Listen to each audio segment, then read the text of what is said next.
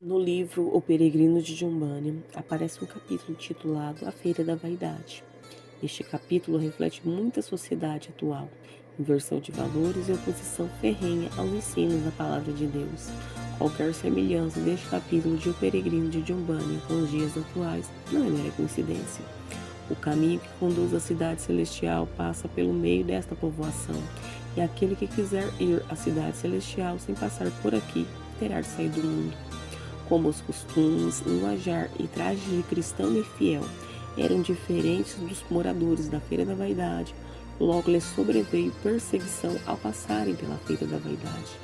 Um dos feirantes, querendo zombar destes homens, perguntou-lhes com insolência: "Que quereis comprar?"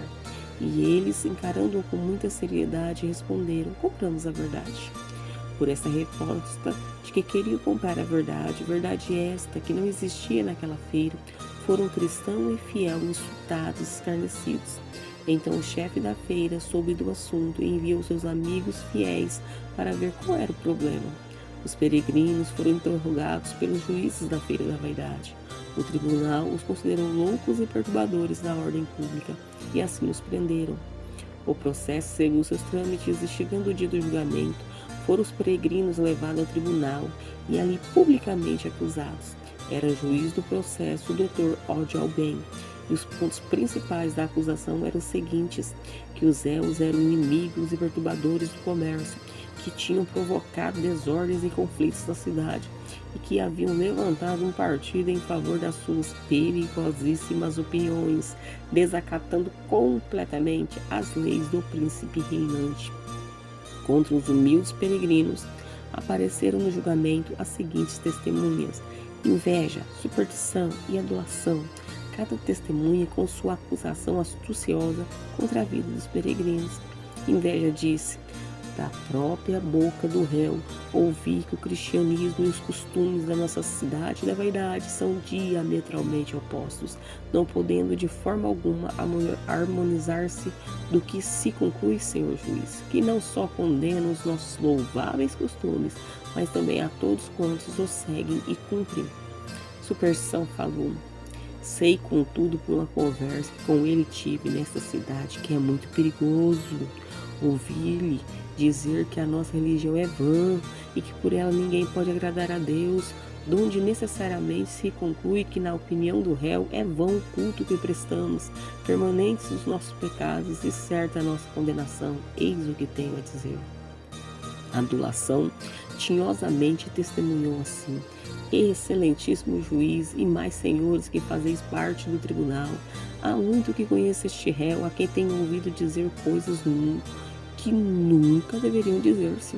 Tem ele injuriado nosso excelso príncipe Beelzebub e falado com desprezo de seus ilustres amigos, tais como do senhor homem velho, do senhor deleite carnal, do senhor comodidade, do senhor desejo de vanglória, do respeitável ancião senhor luxúria, do cavalheiro voracidade e de muitos outros da nossa primeira nobreza. Também tem dito que, se fosse possível pensarem todos como ele, não ficaria nessa cidade nenhum desses distintos cavalheiros. Ainda mais, nem Vossa Excelência, que foi nomeado seu juiz, tem escapado às suas injúrias, pois tem-lhe chamado maroto, ímpio e outros nomes injuriosos e insultantes com que, em geral, qualifica a maior parte dos ilustres personagens da cidade. Em sua defesa, disse Fiel: tirei em primeiro lugar e em contestação ao depoimento do senhor Inveja, que as palavras por que me incrimina foram estas: que todas as regras, leis, costumes ou pessoas que sejam diretamente contrárias à palavra de Deus são diametralmente opostas ao cristianismo.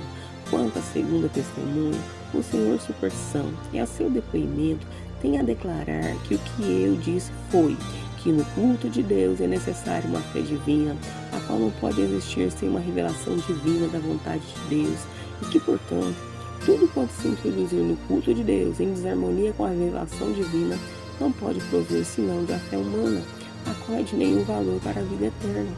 Pelo que respeita-se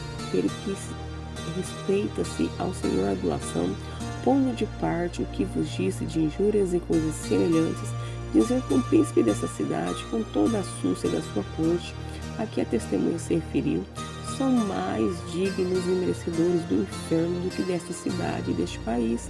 E terminarei dizendo que o Senhor tenha misericórdia de mim. Então, o juiz, voltando-se para o júri, que durante toda a audiência estiveram ouvindo e observando, disse: Senhores jurados, vede que este homem provocou um grande tumulto na nossa cidade. Acabais de ouvir o que as dignas testemunhas depuseram contra ele, e igualmente ouviste a sua réplica e confissão. Pertence-vos condená-lo ou absolvê-lo, mas antes de ouvir a vossa decisão, parece-me conveniente instruir-vos na vossa lei.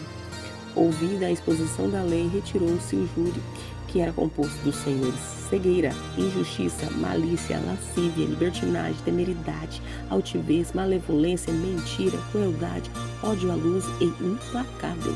E tendo cada um emitido a sua opinião contra o réu, decidiram unanimemente que os crimes estavam provados e assim o declararam ao juiz. No fim de tudo, Fiel foi martirizado na Feira da Vaidade e Cristão teve seu castigo adiado, ficando algum tempo mais na prisão essa da qual escapou e continuou seu caminho rumo à cidade celestial. Citações extraídas de O Peregrino ou a Viagem do Cristão à Cidade Celestial. Citações extraídas do livro O Peregrino ou a Viagem do Cristão à Cidade Celestial, debaixo da forma de um sonho, de autoria de John Bunyan, sob o título original de Pilgrim's Progress. Essa primeira edição, Lisboa, Portugal, Livraria Evangélica da Rua das Janelas Verdes, 1916.